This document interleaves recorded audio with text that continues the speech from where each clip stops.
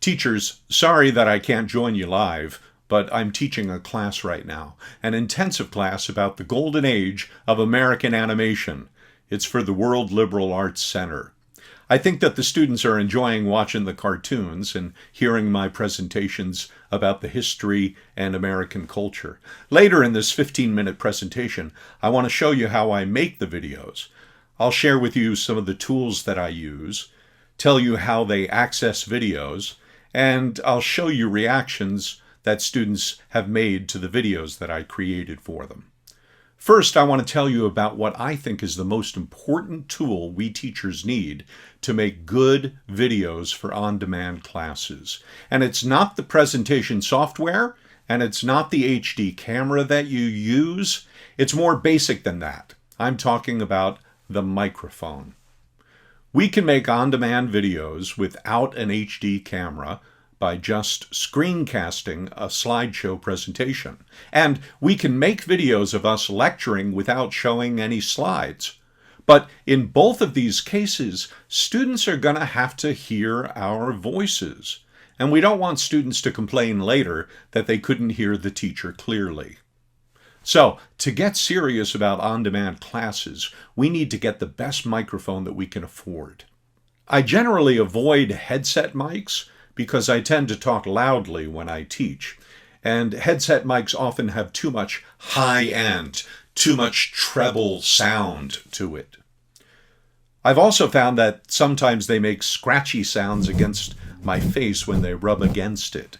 And plosives sound bad even if they have a little windscreen on the microphone. Now, the internal mic on an iMac or a PC has pretty good quality. Those small mics sound better now than they did 5 years ago. But I want something that sounds more than just fine. My biggest complaint with the internal mic that comes with the camera on a computer is that it's a little bit too far away. So they're too far, and the headset mics are too close. I'm looking for the Goldilocks microphone, the one that is just right. So that's why I use a table-mounted USB mic. It's on the desk in front of the computer. Putting it here makes my voice twice as close as a computer's internal mic, and far enough away that students don't hear me popping peas or scratching the microphone against my chin. I use a Blue Yeti mic. It looks black because it's a black Blue Yeti mic. Blue is the name of the maker. Blue mics also come in white and blue and 3 other cool shades of metal. In 2020, this mic cost me 25,000 yen, but they've come down in price considerably. You can get them on Amazon or Rakuten right now from anywhere between 15,000 yen to 20,000 yen. Very simple to use. You plug the cord from the mic into a USB port on your computer and turn on the mic. Go to Zoom and you'll immediately see it in your audio setup. I recommend that you adjust the gain to about 1 p.m. or 2 p.m. and set it on cardioid mode. Cardioid will give you the best sound because it picks up sound from just one direction, the direction that's coming from your mouth. So that's some info about the recommended hardware. For the rest of this presentation, I want to show you other steps of on-demand production, how to get it to students, and what students have said about the on-demand videos that they got from me. When I'm making a video, I like to begin with the end in mind. Exactly what will students have to do with the information that they're getting from the video? Ideally, you want them to do a task that will show you that they watched the video and that they learned something. And for that, I use a service called Book Widgets, which lets me create questions true or false, multiple choice, matching, grouping, not just with text, but also with audio and photos too. So they look pretty cool. Students can do the activities on their smartphone, tablet, or a computer. I also script out what I want to say in the video and then ad-lib around the script. An easy way to do that is to put your script in your PowerPoint slide notes section. I'll show you that trick that I do later to make it look like I'm not reading any of it, so it sounds fluid, like an improvised lecture. In this on-demand video I made for my WLAC animation course, I needed to present 4 animations connected to the topic of cartoons in World War II propaganda. So I prepared a folder for my desktop that I could easily draw from when I pieced my slides together. Materials in the folder included the videos of the cartoons, audio clips from them, screenshots of the cartoon, and other images, like the lobby posters that promoted the shorts in the theater at the time they ran, and any other art that I need to get my point across. There are some nice screencasting software packages available. I use Camtasia because about 6 years ago, I used it to teach students to make instructional videos in a media production class that I taught to third-year A-Base students. Students really liked the highlighting and annotation features that Camtasia offers. So here's how it works. You use it to record a video of yourself showing your slides on your desktop. That's step 1, Camtasia's record function. It includes capturing audio and video playback from your computer. Step 2 is basic editing. You can edit the video into Camtasia, deleting any mistakes that you might have made. This step leaves you with the basic track that you can add things on top of in order to keep students' attention. Step 3, add annotations, highlights, transitions, close-ups and wide shots, title overlays, and add additional tracks of video.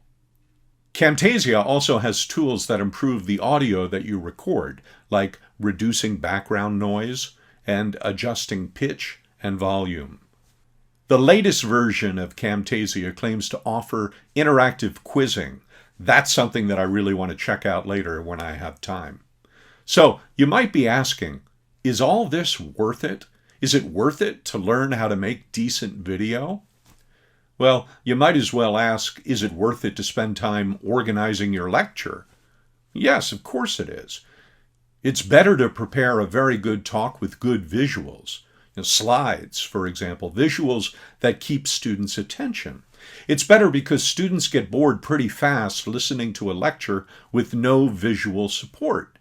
A talk that goes on for 30, 45 minutes or an hour, students lose attention and get bored. Do that and see how your students evaluate you. We are entering a new era of teaching where lecturing alone isn't going to cut it. A well-crafted video that engages students is something that students will like and talk about. Word gets around. Students hear from their senpais about which classes are worth taking. They always have. Video is raising the bar on education. On-demand classes will be a part of courses from now on. There's no avoiding it. Students will come to expect it. The challenge for us as video creators is that the internet is full of really, really good quality videos, both for entertainment and education. Students as consumers are already pretty spoiled. But I believe it's possible for us teachers to do our jobs and keep them satisfied with their learning experience. So over the past year, I've created video for them to access on demand and also got them to give me feedback that would make a difference. With good feedback, you can measure how engaged students were. Let me give you a quick overview on how on-demand videos can be integrated into a course. I taught America Bunka A in the spring semester of 2020. I called the class America, Ideas, Facts, and Opinions. The class focused on 6 topics based on essays that I wrote they had to read for homework. The topics were, in order, places, freedom, food, diversity, democracy, and equality. I did not hold any live lectures via Zoom or Google Meet.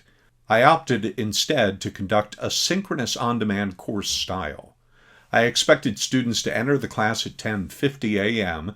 and finish all the activities by the end of second period. So I prepared videos for students to watch and then gave them comprehension activities to gauge their understanding of the content. The videos were posted on YouTube, which of course has no trouble delivering streaming video. And all the material was linked through Google Classroom for their easy access. Using Camtasia, PowerPoint, and my Blue Yeti mic, I was able to produce and distribute 8 videos for the students during the semester. 3 of them were about 30 minutes long, and a couple of them were as short as 5 minutes. Evaluation was ongoing throughout the semester. Each class had assignments that were accompanied by comprehension activities via book widgets. When students pressed submit, the students' work was graded automatically, and students got immediate feedback. Students were given 4 tests on content from videos and essays, and this is how it was broken down.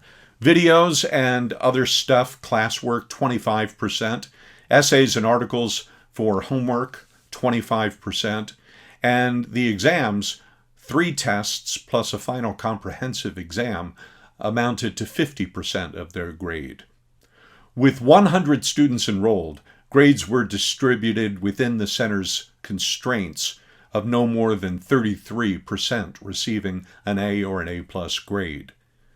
Feedback from students was mostly very positive.